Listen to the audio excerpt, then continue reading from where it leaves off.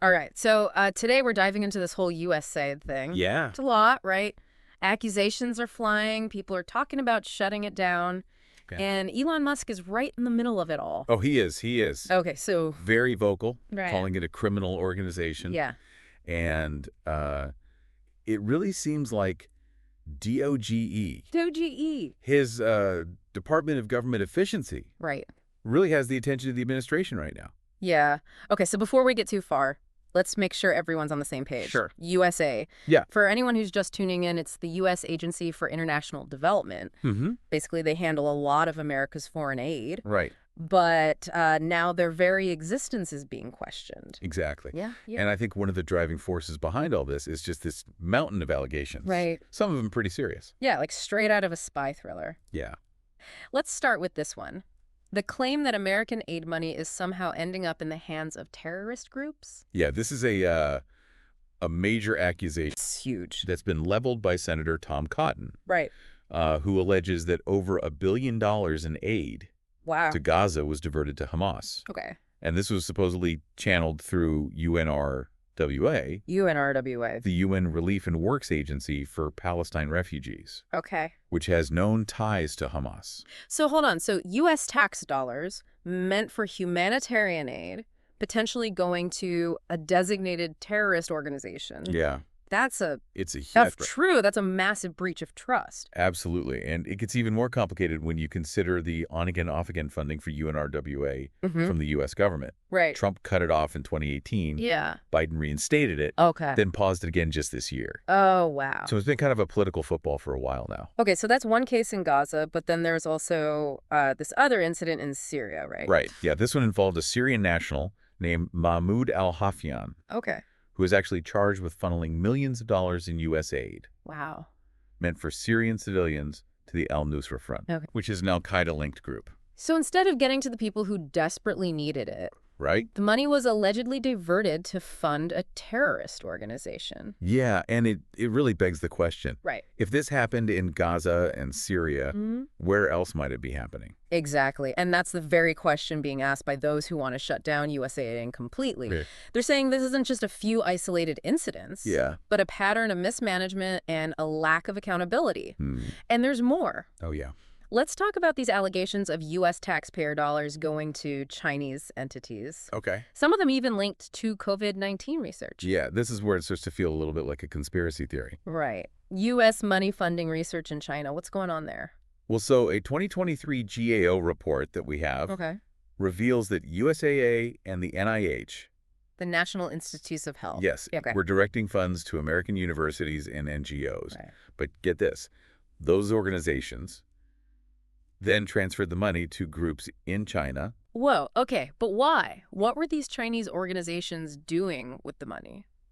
Well, some of the recipients included the Wuhan Institute of Virology, Wuhan University, Okay.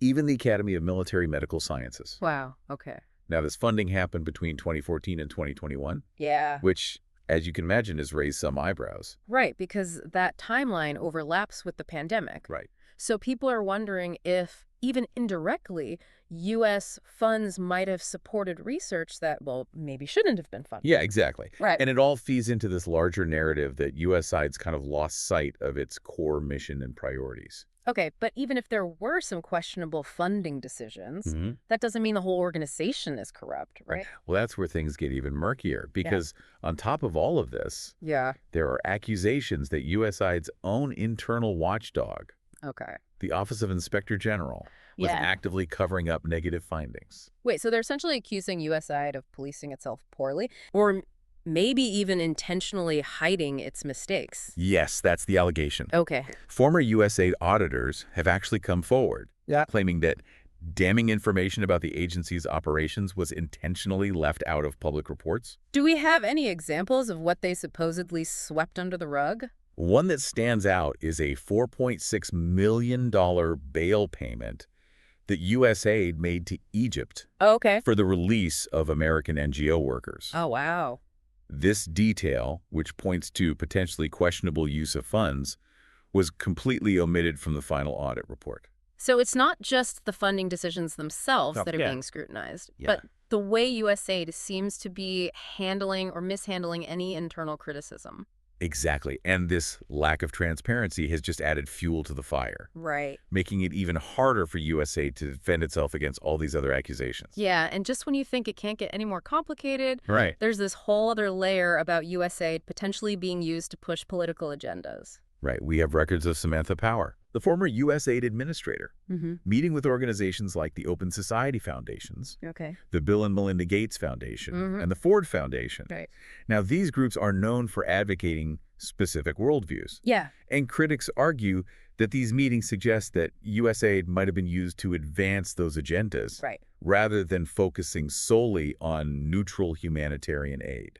So on top of all the financial concerns, now we're getting into potential political bias. Yeah. That's a pretty hefty accusation. It is, and it raises questions about whether USAID has become too entangled in politics, Okay. potentially at the expense of its humanitarian mission. All right, so we've got alleged funding of terrorism, questionable research in China, cover-ups, and potential political maneuvering. Yeah. It's no wonder USAID is in hot water. It's a perfect storm of controversy. Yeah. And it's all come to a head with the Trump administration, influenced by Elon Musk, Right. seemingly ready to pull the plug on the whole operation. Whoa, hold on. Are they really talking about shutting down USAID entirely? Yeah. What would that even look like? It would be a drastic move. Yeah. No doubt about it. Yeah. A complete overhaul of U.S. foreign policy as we know it. Well, this deep dive just got a whole lot more interesting. Yeah. We've covered a lot of ground already. They have. But there's still so much to unpack. Lots to unpack. Okay, so you're telling me the U.S. government might actually shut down USAID? That's a huge deal. What are the chances this actually happens, and what would the fallout be? Well, it's certainly a possibility. Secretary of State Marco Rubio, who's now the acting director of USAID, has made it clear that he wants to see some major changes. He's been calling USAID a global charity, Right. implying that it's been operating without enough accountability and needs to be more aligned with U.S. national interests. Marco Rubio, huh? So, not exactly known for being soft on foreign aid. Right. And right after he took over, the State Department announced a temporary freeze on all foreign aid. They're saying they need to reassess funding priorities. Okay. But it's hard not to see this as a step towards a major restructuring or even a shutdown. Wow. Yeah. So let's play this out. What would the consequences be if USAID actually disappeared? Would it be all bad, like some people are saying? It's definitely a complex issue. Critics of the shutdown argue that it would severely weaken U.S. influence abroad, Okay. particularly in developing nations. USAID has been a major player in providing humanitarian aid, promoting economic development, and fostering relationships around the world. So basically, the argument is that cutting off this aid would make the U.S. look bad on the global stage. Yeah. And could even create a power vacuum. Exactly. The concern is that other countries, maybe ones that don't share our values, Right. would step in to fill the void. Okay. Think of it like this. If the U.S. isn't there to help a country in need, Yeah. someone else will be. Right. And they might have their own agenda. Okay. So that's the argument against shutting down USAID. But what about the other side? What are the potential benefits, assuming the allegations we've discussed are true? Well, proponents of closure say it's about fiscal responsibility Right. and making sure taxpayer dollars are being used efficiently. Okay. They argue that U.S. aid has become bloated and inefficient, with too much money wasted on bureaucracy or projects that don't actually achieve their goals. So it's like spring cleaning for foreign aid? Yeah. Get rid of the waste and make sure the money is actually making a difference. Yes. And then this ties in with the accusations of corruption and mismanagement. Right.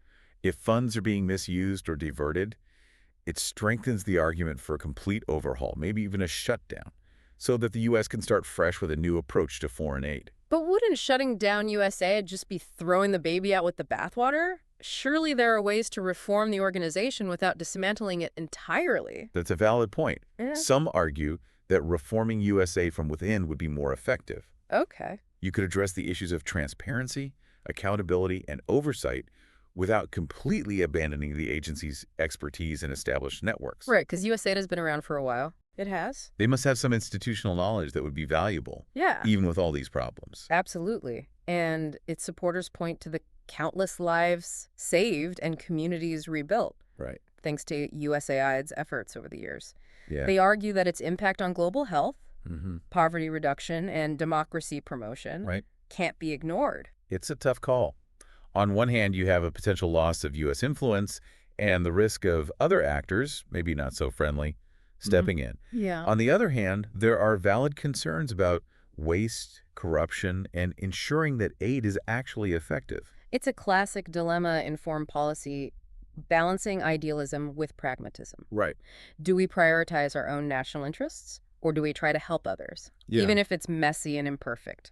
There are no easy answers. It really highlights the complexities of the foreign aid, doesn't it? It's not as simple as just writing a check.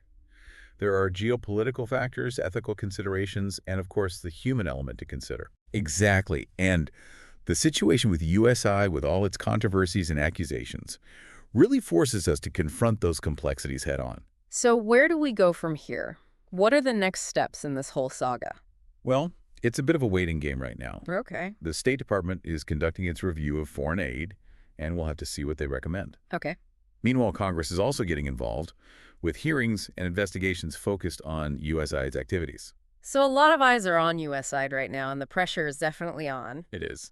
What are some of the key things to watch for as this story develops? Well, one key indicator will be the outcome of the State Department's review. Right. Will they recommend significant reforms, or will they push for a more drastic solution like a shutdown? Right, because that would signal the direction the administration is leaning towards. Right. And then there's Congress. Yes, They have the power of the purse, so their decisions on funding will be crucial. absolutely. Ah. Congress could choose to fully fund USAID, cut its budget, or even defund it altogether. Right. And the debates surrounding these decisions will likely be heated, Yeah. with different factions pushing for different outcomes. So this is far from over. Yeah. It sounds like we're in for a long and bumpy ride.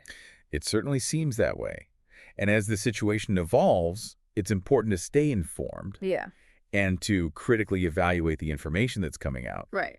There's a lot of noise out there. Yeah. So separating fact from fiction is essential. Which is exactly what we're trying to do here, right? Help our listener cut through the clutter and understand the core issues at play. Precisely. We're not here to tell you what to think, Right. but rather to equip you with the knowledge and context you need to form your own informed opinion.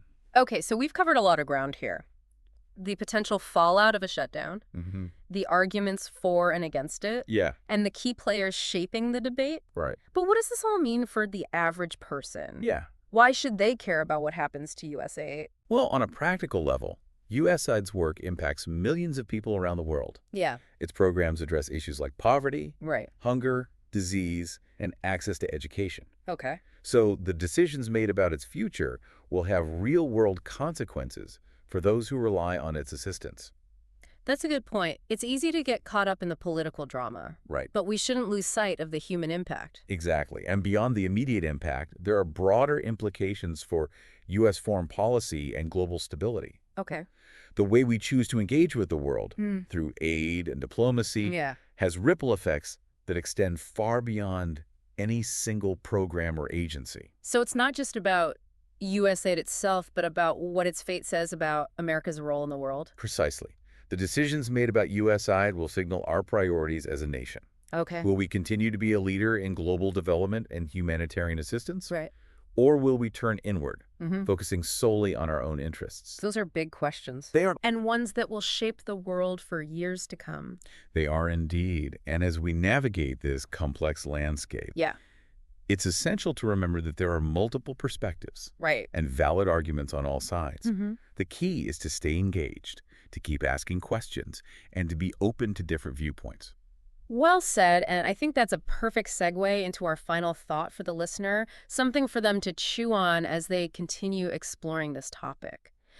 So given everything we've talked about today, the allegations, the potential benefits of restructuring, the global implications, I'm curious to hear your final thought for our listeners out there. What's the one thing you want them to walk away thinking about?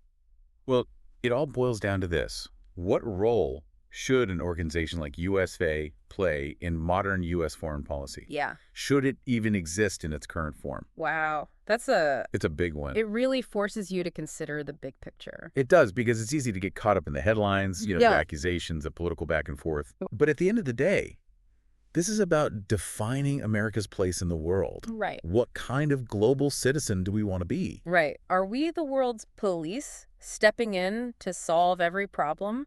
Or do we take a more hands-off approach, focusing on our own interests? It's a tough balancing act. It is, and there's no easy answer. Yeah. But I think it's a conversation worth Yeah, having, right. especially as the situation with USAID continues to unfold. Absolutely. Yeah. So, to our listener out there, we encourage you to keep digging, keep questioning, keep exploring this topic. Don't just accept the headlines at face value, read beyond the surface, consider different perspectives, and most importantly, form your own conclusions. That's the beauty of knowledge, isn't it? It Right. empowers you to think critically Mm-hmm. and to engage with the world in a meaningful way. Well said. And on that note, we'll wrap up this deep dive into USAID. Yeah, It's been a wild ride, it has. and I have a feeling the story is far from over. Indeed. Stay tuned, folks, because this is just the beginning. Thanks for joining us.